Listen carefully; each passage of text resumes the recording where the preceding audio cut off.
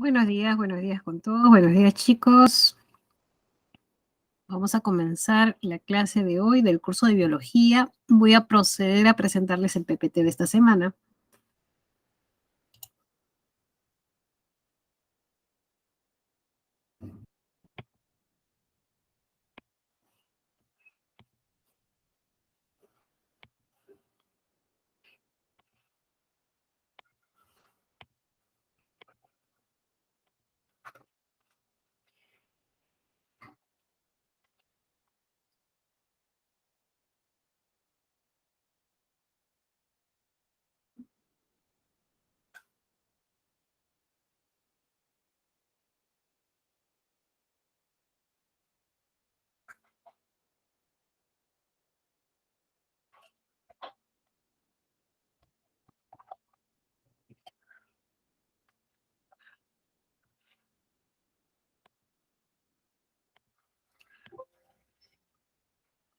Muy bien chicos, se logra visualizar el PPT, se me logra escuchar, me imagino.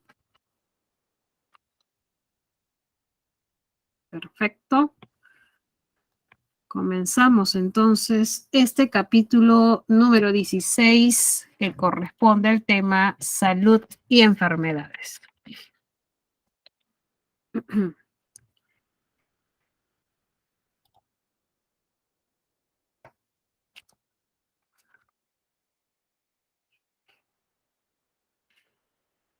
Para hablar de la salud y de la enfermedad, hay que tener claro el concepto de higiene. La higiene viene a ser la ciencia que enseña a conservar la salud, procurando el buen funcionamiento del cuerpo y dictando las normas para evitar las enfermedades. Por lo tanto, ¿qué es la salud? Según la Organización Mundial de la Salud, vendría a ser el estado de completo bienestar, tanto bienestar físico, mental como social. Y puede ser que una pérdida de este equilibrio podría conllevar a una enfermedad. Y una enfermedad podría ser originada por algún agente patógeno. Como también se sabe que hay enfermedades que no son causadas por agentes patógenos. Si en caso fuese causada por algún agente patógeno, este organismo que podría originar esa enfermedad podría ser un virus, podría ser una bacteria, un protozoario, un hongo o un animal. Es así, a ver, chicos, captura de pantalla. Es así que nuestra calidad de vida va muy acorde a nuestro entorno familiar, nuestro entorno laboral, entorno amical y nuestra salud. Es así que hay varios aspectos que podrían afectarla, tanto la salud como nuestra calidad de vida. Es así que, por ejemplo, la falta de ejercicio, el sedentarismo afectaría nuestra salud, así como también el consumo de sustancias tóxicas, como puede ser el tabaco, el alcohol y otras drogas, o el estrés, o el insomnio, o sea, la falta de sueño, la falta de higiene personal, la contaminación del medio ambiente, son aspectos que van afectando cada vez nuestra salud y calidad de vida, así como también el no tener un hobby o actividad de ocio o aficiones, una dieta desbalanceada, ¿no? Consumiendo mayor cantidad de comida chatarra y la falta de relaciones interpersonales son aspectos que van a ir afectando nuestra salud y por ende nuestra calidad de vida.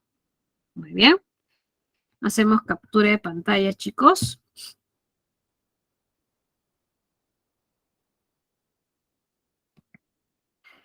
Es así que si hubiese una pérdida de equilibrio, ¿no? En nuestra salud podría conllevar una enfermedad. Es así que las enfermedades pueden ser clasificadas desde varios puntos de vista. Primero, una enfermedad podría clasificarse por el tiempo, por la duración, por el tiempo que demore en desarrollarse esta enfermedad. Segundo, podría clasificarse de acuerdo al número de personas involucradas por la frecuencia.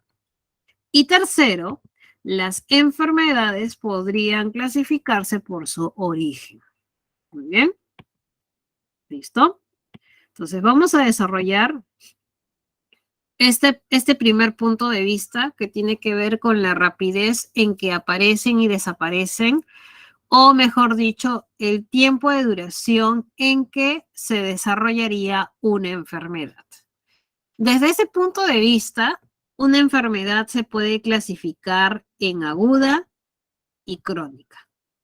Una enfermedad aguda implica que el tiempo de duración es bastante corto, como lo es, por ejemplo, una gripe, un resfriado, su tiempo de duración es corto, comparado a otras enfermedades que se vienen desarrollando lentamente y a largo plazo, como es el asma, la diabetes, el cáncer, la artritis, son consideradas enfermedades crónicas. Y ojo chicos, muchas veces se escucha decir que lo crónico está muy en relación a la gravedad. Y no es, crónico no se relaciona con gravedad. Recuerda que crónico se relaciona con el tiempo de duración. Esto es un tiempo largo, ¿no? Que se ha venido desarrollando lentamente en un tiempo largo. Muy bien. Entonces, desde este primer punto de vista, las enfermedades se clasifican en aguda y crónica. A ver, para tener claro esta parte, déjame preguntarte algo. La apendicitis, ¿cómo lo clasificas? ¿Como agudo o crónico? De acuerdo a la explicación que te he brindado. ¿Cómo clasificas a la apendicitis? ¿Será agudo o crónico? Agudo o crónico, chicos. Nuevamente repito, crónico tiene que ver, no tiene que ver con la gravedad, tiene que ver con el tiempo de duración. Una enfermedad crónica es aquella que se ha desarrollado a largo plazo, lento y a largo plazo. En cambio, una enfermedad aguda es una enfermedad que tiene que tomarse o dura poco. Y una apendicitis, una vez que aparece esta inflamación, hay que solucionarlo cuanto antes, ¿sí o no? O hay que esperar mucho tiempo, ¿no? ¿Verdad? Una vez que aparece esta apendicitis, el tiempo de duración en que se desarrolla esta enfermedad es rápido, corto plazo, es agudo, es una enfermedad aguda. Muy bien.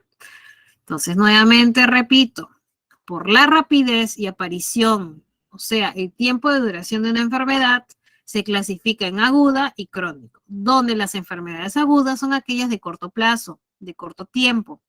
En cambio, una enfermedad crónica es aquella que se ha venido desarrollando lentamente y a largo plazo, como lo es la diabetes, el cáncer, el asma, etc. Muy bien.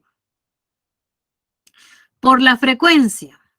Por la frecuencia implica el número de personas, ¿ok? Entonces vamos a poner por acá, ¿no? Por la frecuencia implica el número de personas involucradas, ¿ya? O afectadas. Número de personas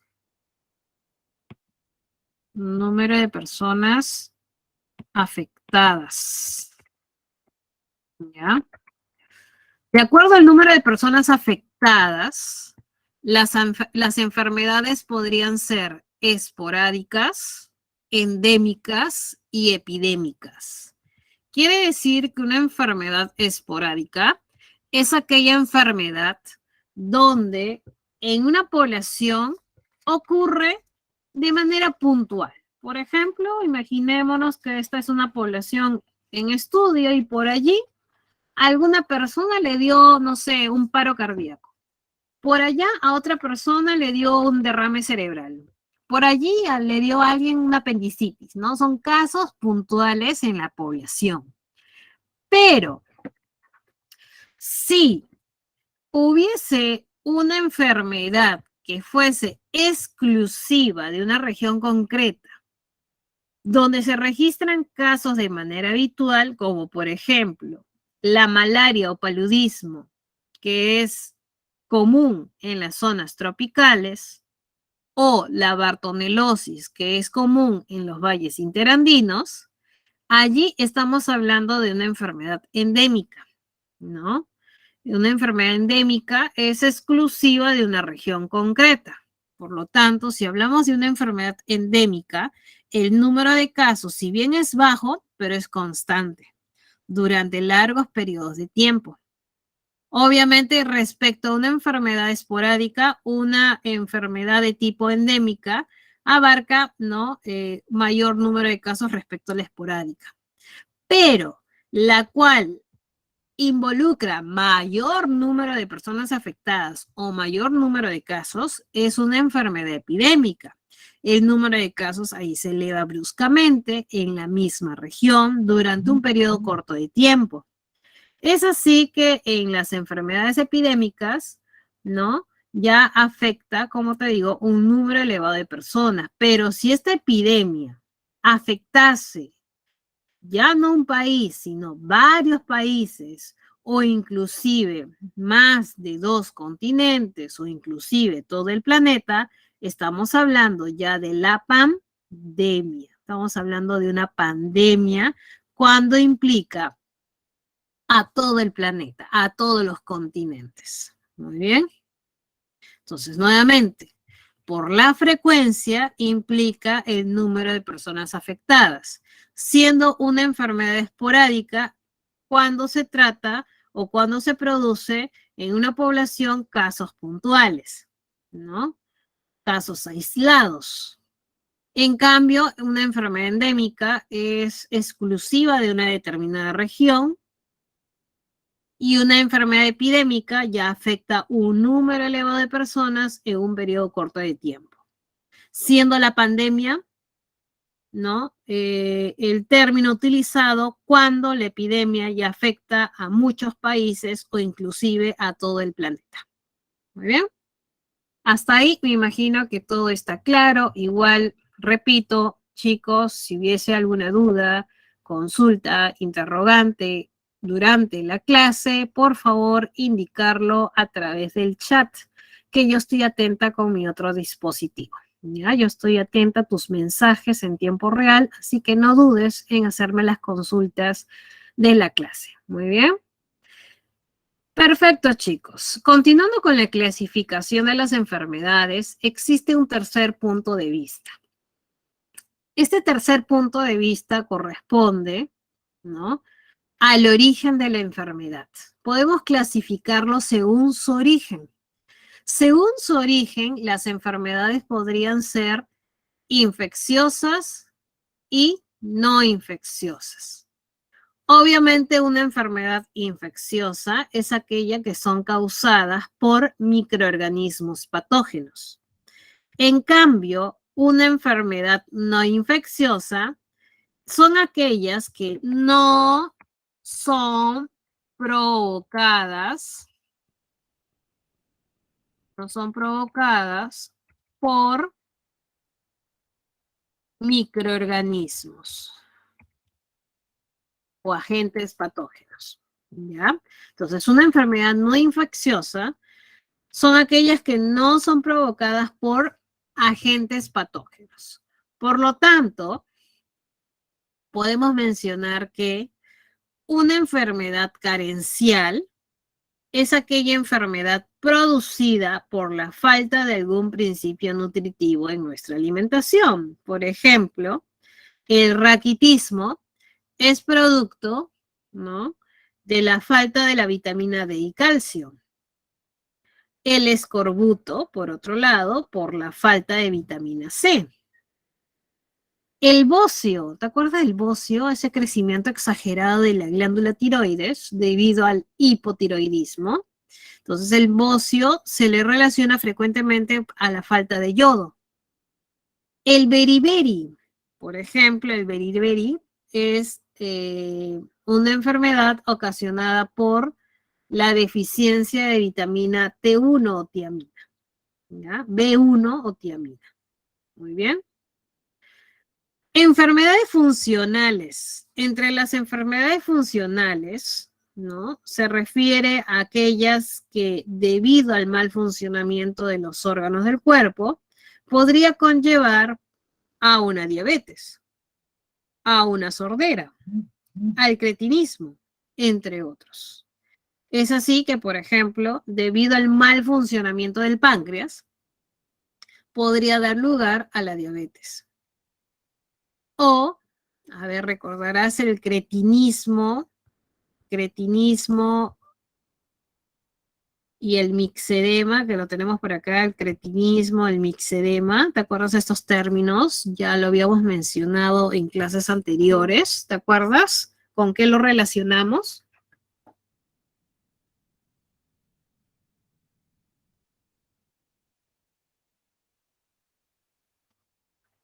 ¿Cuándo hablamos de mixedema y cretinismo, chicos? Estás en un ciclo ordinario y estás repasando continuamente, ¿cierto? Recuerda que preguntas relacionadas a los capítulos anteriores puede venir en el examen aún. Muy bien, está relacionado con el hipotiroidismo. Perfecto, ¿no? Recordarás que debido pues a una falla, a un mal funcionamiento de la glándula tiroides, podría darse el hipotiroidismo y casos de hipotiroidismo está el cretinismo, que ocurre pues en mamíferos jóvenes, o el mixedema que ya ocurre en adultos, ¿no? La sordera también es debido al mal funcionamiento a nivel de la zona del oído, ¿no? Y por otro lado tenemos las enfermedades degenerativas. Esas enfermedades degenerativas también se debe al mal funcionamiento de los órganos, pero debido al paso de los años. Obviamente el funcionamiento de un órgano cuando fuiste joven ya no es igual cuando tengas 40 años, ¿no? O cuando tengas 50. Quiere decir que algunos órganos se van a ir desgastando con el pasar de los años. Así tenemos, por ejemplo, la arteriosclerosis, que ocurre por el endurecimiento de nuestras arterias. O la cirrosis ocurre o se da debido a la destrucción de nuestro hígado. O, por ejemplo, la cataratas, debido a la degeneración del cristalino. O el Alzheimer, ¿no? Habrás escuchado de la Alzheimer, ¿no? Debido a la degeneración a nivel de nuestro sistema nervioso. Muy bien. Entre las enfermedades ocupacionales son aquellas que, ocasionadas por el tipo de trabajo o actividad que realizamos, ¿no? Puede ser que de repente si trabajas en la mina, los mineros que trabajan en minas de plomo, que están expuestos a altas concentraciones de plomo, pueden sufrir de saturnismo. O, por otro lado, si estás expuesto a altas concentraciones de carbón, podría dar lugar la antracosis.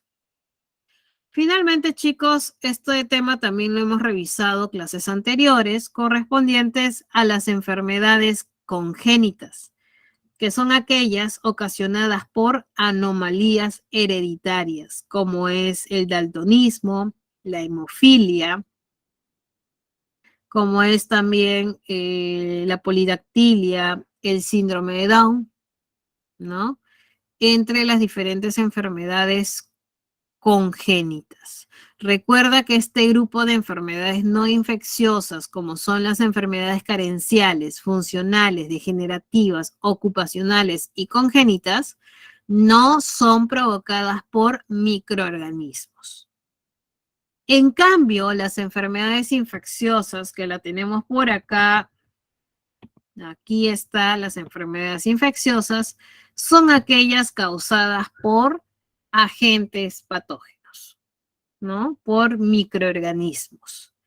Así tenemos la gripe, la malaria, la tuberculosis, el cólera, entre otros. Y chicos, a continuación, lo que quede de la clase, nos vamos a enfocar en este tipo de enfermedades. Enfermedades de origen infeccioso. Muy bien. Entonces, chicos, hacemos captura de pantalla para abordar este tema. Enfermedades infecciosas. Muy bien. Hacemos captura para pasar a la siguiente diapositiva.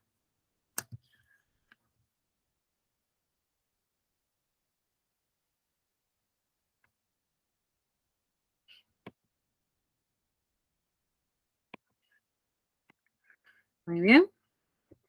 Entonces, queda claro que las enfermedades infecciosas son todas aquellas causadas por agentes patógenos como son los protozoarios, como son los hongos, los virus, las bacterias, los artrópodos, los helmintos, que se van a poder propagar de un organismo a otro.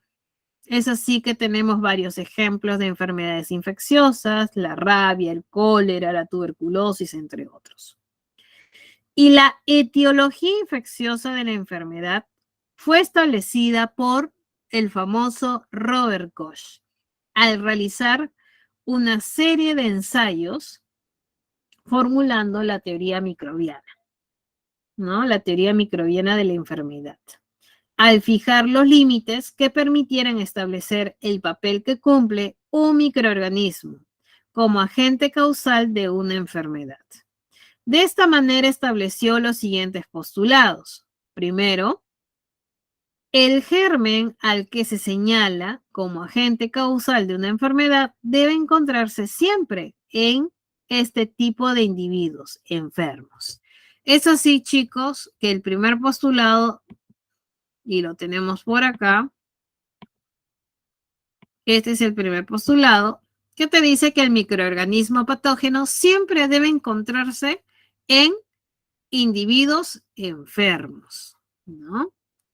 Acá tienes el segundo postulado, el tercer postulado y el cuarto postulado. Atentos, chicos, a estos 4 postulados. Entonces, recuerda que en un individuo sano, ¿no? Si tú tomas una muestra y lo observas al microscopio, vas a ver que las células están sanas, no hay patógenos, ¿no?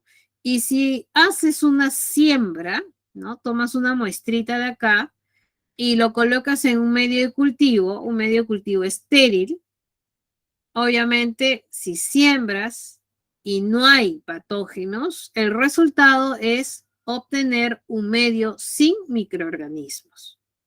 En cambio, en un animal enfermo, ¿no? En este animalito que muestra los síntomas característicos de la enfermedad, si haces una toma de muestra, vas a observar en el microscopio no solamente a las células del ratón, también vas a encontrar, ¿no? A estos microorganismos extraños, diferentes a las células, que te causa sospecha, y si tú quieres, tomas una muestra de este microorganismo y luego lo que haces es llevarlo al medio de cultivo, ¿no? Lo siembras en un medio cultivo estéril también, y después de unos días vas a ver que este patógeno comenzó a crecer, ¿no? Y están formándose colonias. Por lo tanto, deduces, pues, de que siempre este microbio, este microorganismo, lo vas a poder aislar de animales enfermos y no de los sanos. Muy bien. El segundo postulado te dice que este microorganismo tiene que ser cultivado en un cultivo puro, fuera del cuerpo del animal. ¿Listo? Como lo estamos viendo por acá. Ahora, La pregunta es, chicos, ¿y cómo tú aseguras que este microorganismo que ha crecido realmente sea el agente causal de la enfermedad? ¿Cómo harías para corroborar, chicos? ¿Qué harías? Lo que vas a hacer es utilizar un animal de experimentación, un animal que es sano. Y este animal sanito le vas a inocular, ¿no?, el cultivo de este microorganismo. Si este ratoncito luego reproduce la enfermedad original, decimos a ese microorganismo realmente es el agente causal de la enfermedad. Por lo tanto, cuando se inocule ese cultivo en un animal sano, un animal de experimentación, debe provocar en él la enfermedad. O sea, quiere decir que se debe reproducir la enfermedad que observaste en este animalito inicial, en este animalito enfermo. Quiere decir que luego, cuando haces una toma de muestra, lo que se espera es volver a aislar, ¿no?, este agente patógeno, este microorganismo, debe ser reaislado a partir de esos animales inoculados y cuando tú luego compares, cuando tú compares este microorganismo con ese microorganismo, cuando tú compares, deben ser iguales, deben ser idénticos, ¿no? Entonces, eso es lo que te dice el cuarto postulado. El microorganismo debe ser reaislado a partir de esos animales inoculados y ser idéntico al original. Esos son los 4 postulados de Robert Koch, que permitió luego formular la teoría microbiana de la enfermedad. Muy bien, chicos, hasta ahí espero que todo esté claro. Por favor, hacemos captura de pantalla para pasar a la siguiente diapositiva.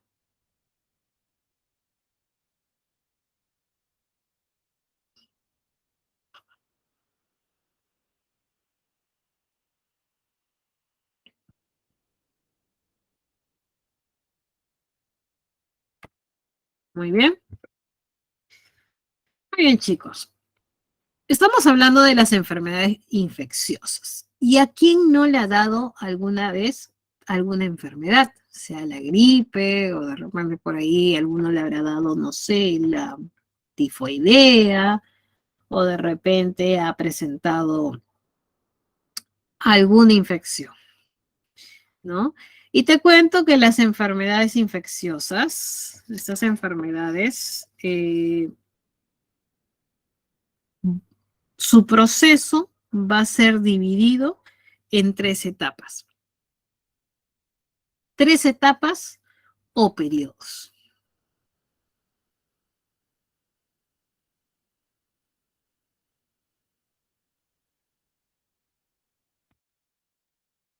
En este periodo, llamado incubación, es el tiempo comprendido entre el ingreso del agente patógeno, ¿no?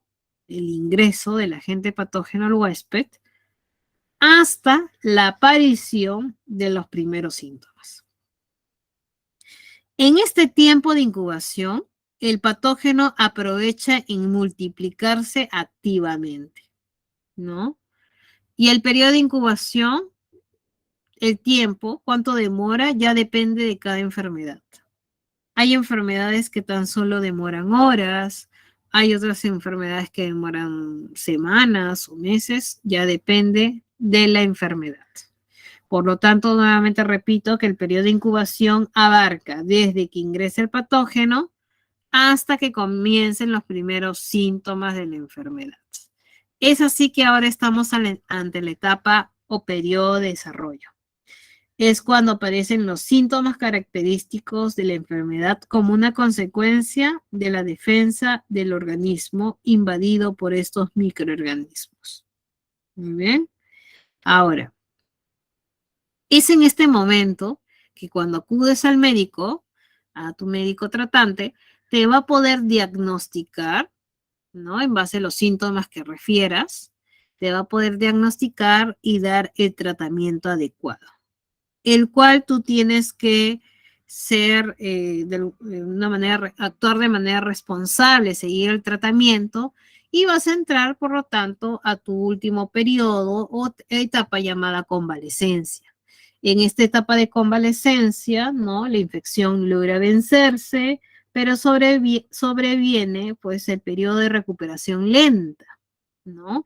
En este periodo se deben extremar los cuidados, guardar reposo, alimentarse de manera adecuada, evitando así las recaídas o adquirir una nueva infección, ¿no?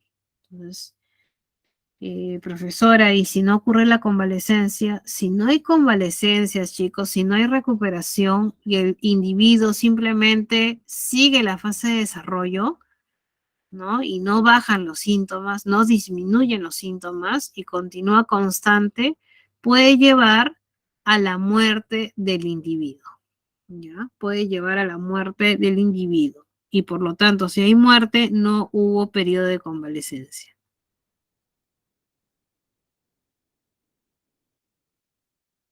Muy bien.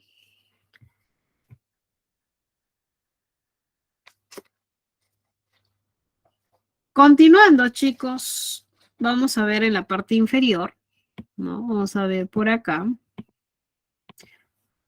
unos términos muy importantes que puede ser pregunta de examen, formas y vías. Son totalmente diferentes. Cuando nos referimos a la forma de transmisión, la forma de transmisión puede ser directa, puede ser indirecta o por zoonosis, ¿ya?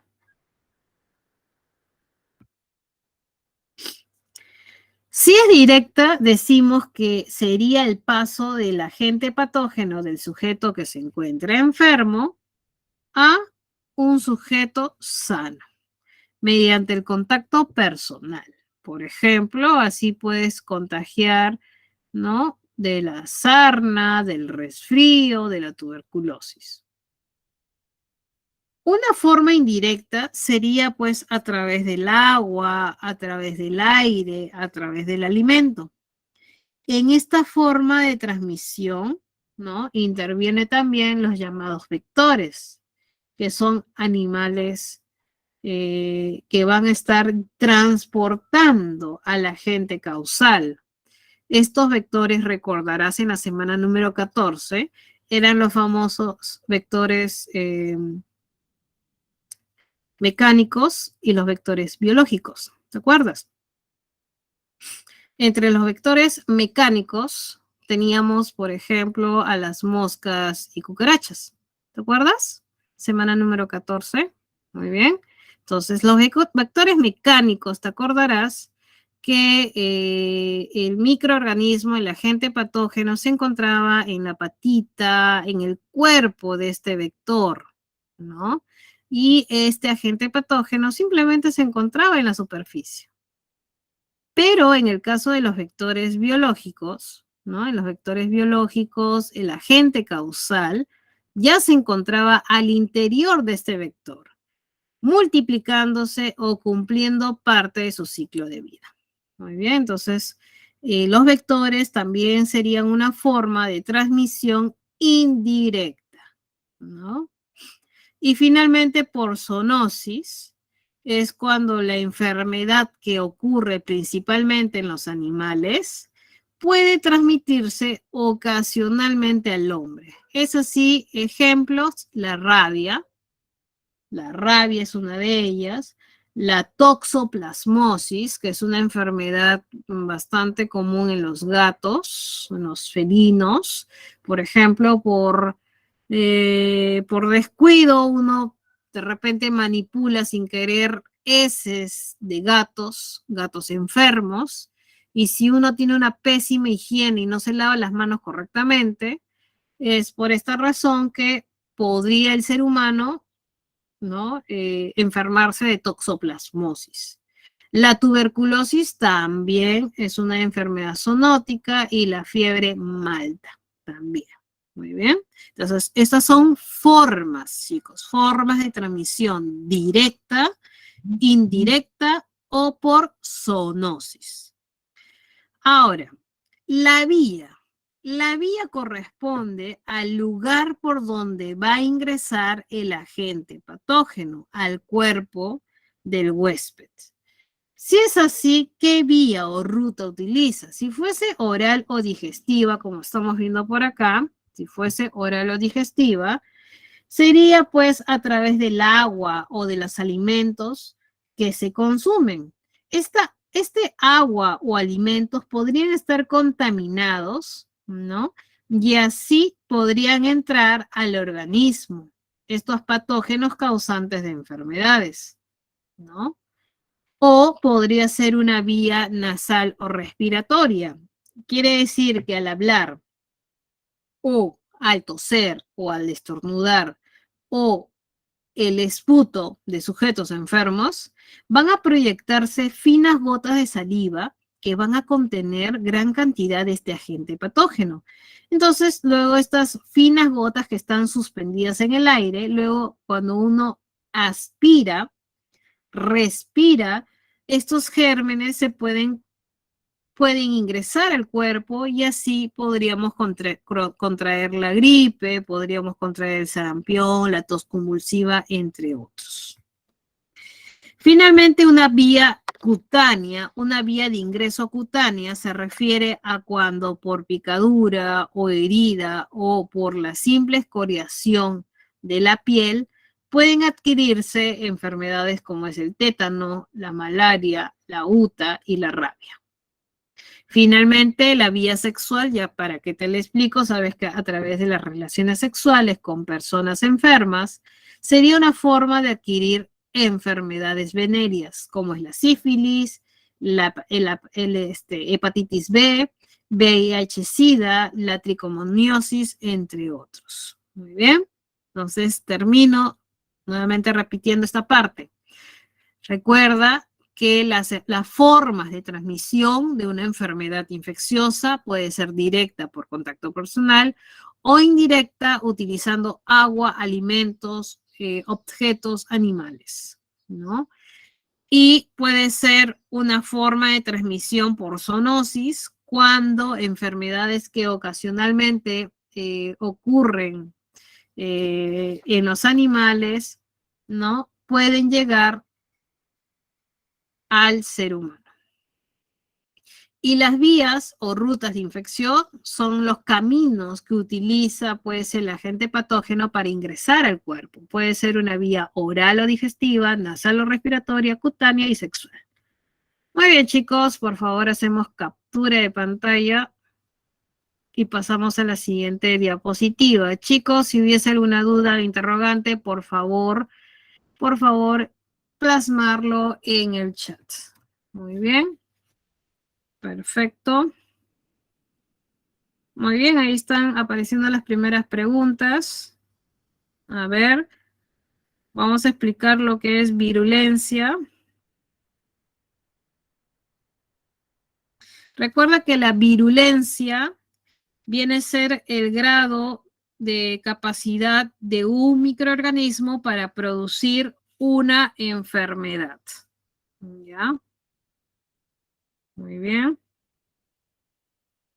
Y la patogenicidad, por otro lado, vendría a ser como la capacidad para producir una enfermedad, ¿no?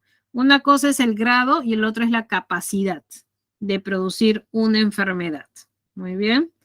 Entonces, pueden haber organismos virulentos o patógenos, que son estos individuos o microorganismos o animales, sobre todo microorganismos que causan enfermedades. Los avirulentos son aquellos que no tienen esa capacidad, ¿no? De producir una enfermedad. A ver, por ahí dice...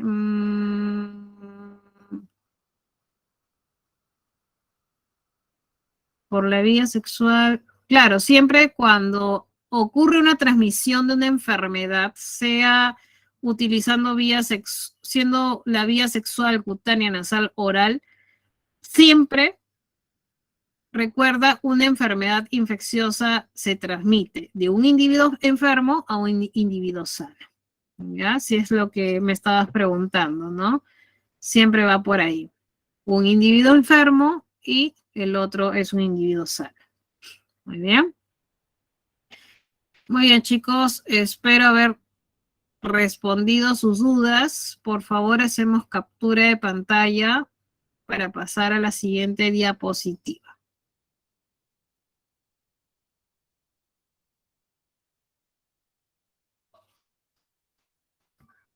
Muy bien, y ahí reforzamos lo que te acabo de explicar acerca del mecanismo o forma de transmisión. Recuerda que si hablamos de una forma directa, significa que es cuando hay contacto personal, ¿no?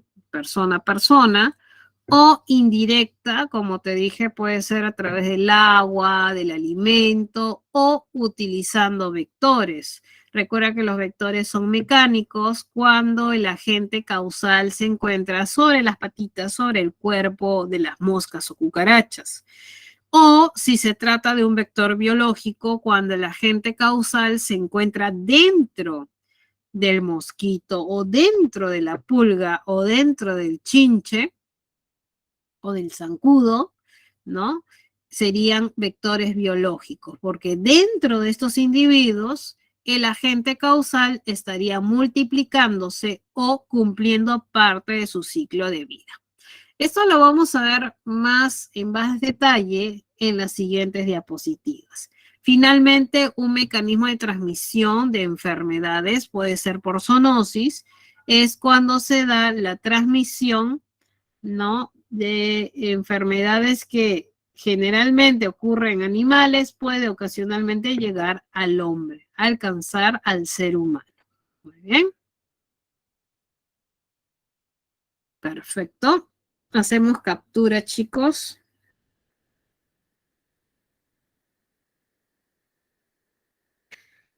Muy bien.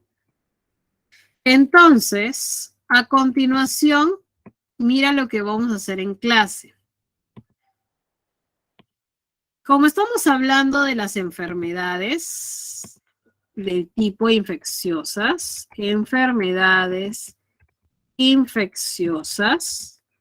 ¿no? Y como te dije, toda enfermedad infecciosa es producida sea por virus, bacterias, hongos, protozoarios, animales, entre otros. Vamos a agruparlo así. Vamos a hablar de las enfermedades virales. ¿Listo? Luego vamos a hablar de las enfermedades bacterianas. Luego vamos a hablar de las enfermedades micóticas. Y finalmente vamos a hablar de las enfermedades parasitarias. ¿Listo? Y dentro de este grupo de enfermedades parasitarias, recuerda que cuando nos referimos de parásito podemos hablar por protozoario o puede ser por helmintos, que son los gusanos, ¿no? O también podemos mencionar, ¿no? Por artrópodos, ¿no? Y eso es lo que vamos a ver más adelante. ¿Listo? Perfecto. Entonces hacemos captura de pantalla, chicos, y eso es lo que vamos a ver a continuación. En las siguientes diapositivas, la explicación va a estar en base a esta propuesta, ¿no? A esta clasificación de las enfermedades virales, bacterianas, micóticas y parasitarias. Eso es lo que vamos a desarrollar a continuación. Y en la siguiente diapositiva lo que se viene es el desarrollo de este primer grupo de enfermedades, de las enfermedades virales. Muy bien. ¿Estamos preparados? Hacemos captura de pantalla y nos vamos a la siguiente diapositiva. Muy bien. Perfecto. Y acá tenemos a las enfermedades virales. Muy bien. Una enfermedad viral como su nombre lo indica, son enfermedades causadas por virus. Y recordando que los virus pueden ser de ARN o ADN. Por ejemplo, tenemos al virus de la gripe. A ver, chicos, ¿qué tipo de virus causa la gripe? ¿ARN o ADN?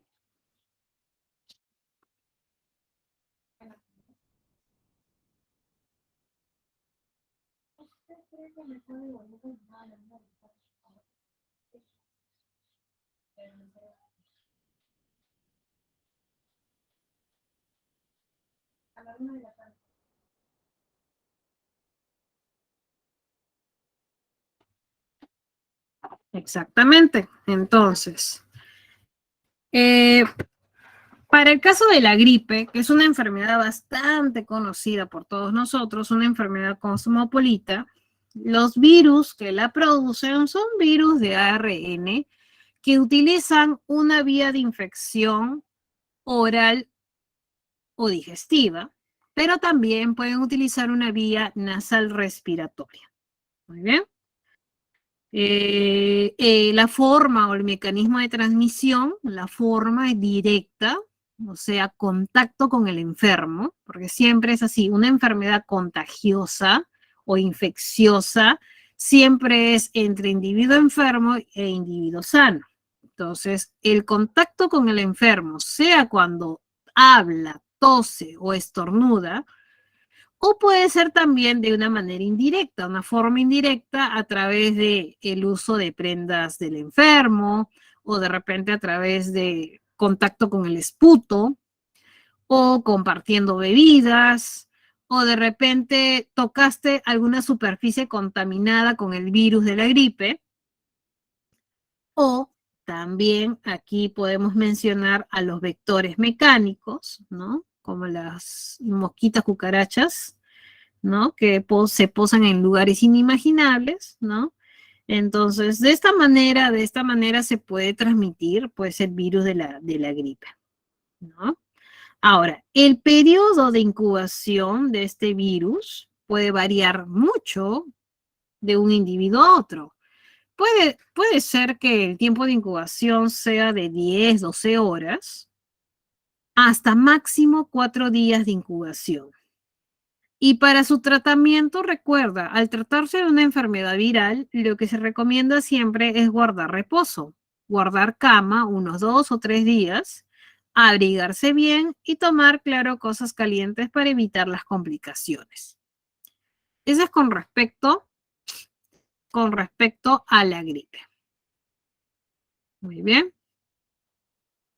Otra enfermedad viral sería la poliomielitis, que también es causada por un virus de ARN, al igual que la gripe, y la vía que utiliza este virus para ingresar al huésped sería una vía oral o también una vía nasal respiratoria.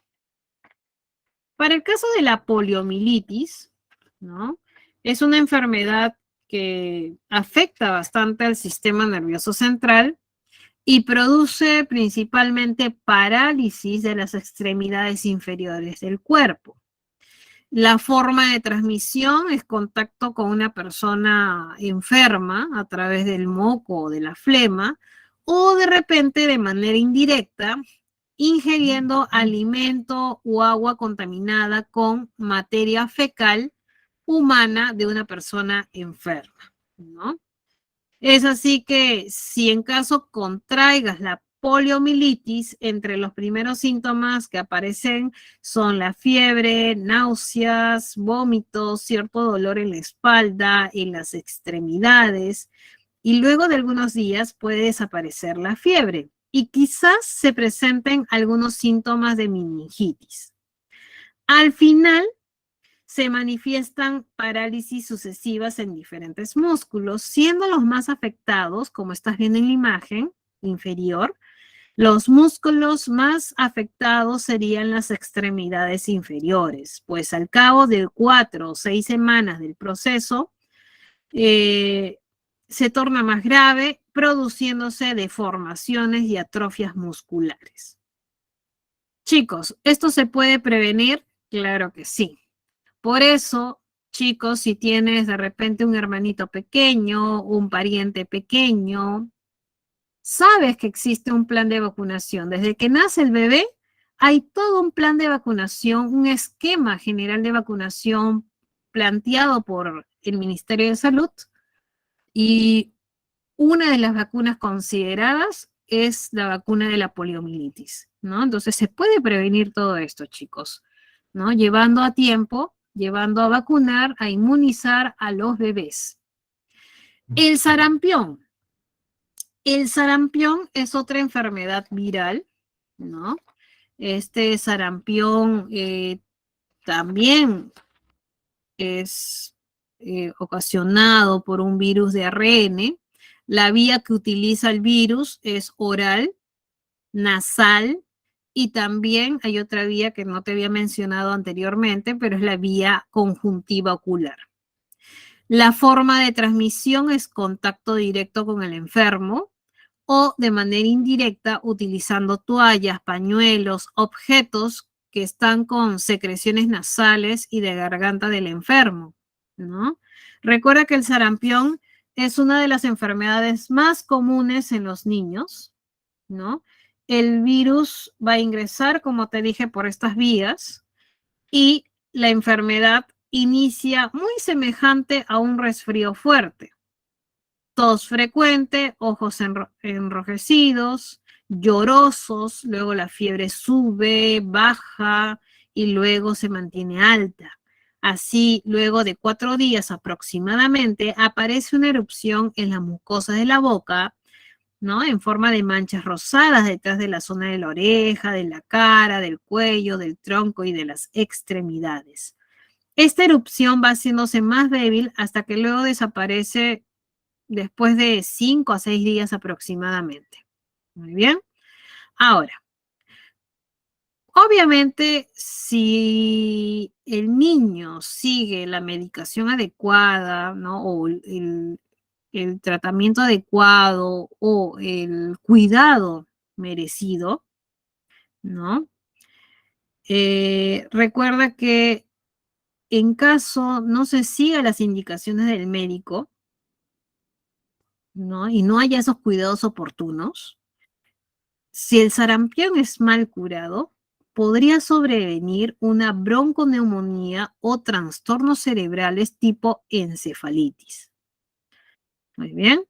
Entonces, siempre se pide que luego de pasar la etapa de desarrollo, el periodo de desarrollo de la enfermedad, cuando entre el periodo de convalecencia, es muy importante, chicos, extremar los cuidados. El enfermo debe permanecer en cama al menos durante una semana después de aparecer la erupción. Y recuerda, siempre es importante, los objetos que haya utilizado, siempre hay que desinfectarlos para evitar el contagio a los otros parientes.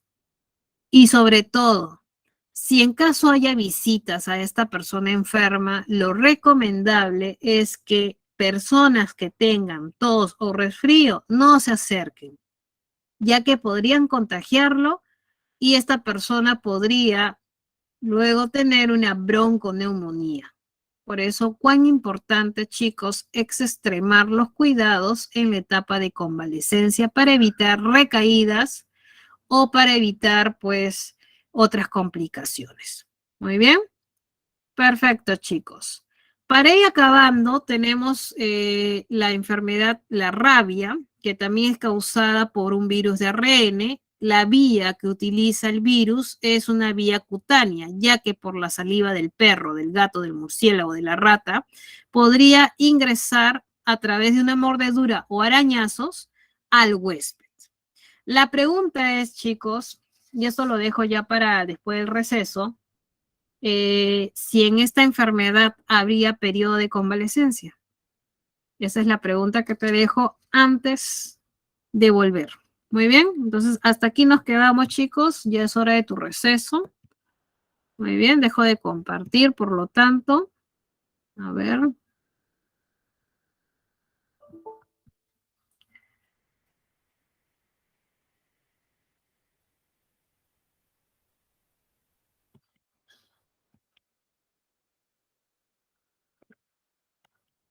ahora sí.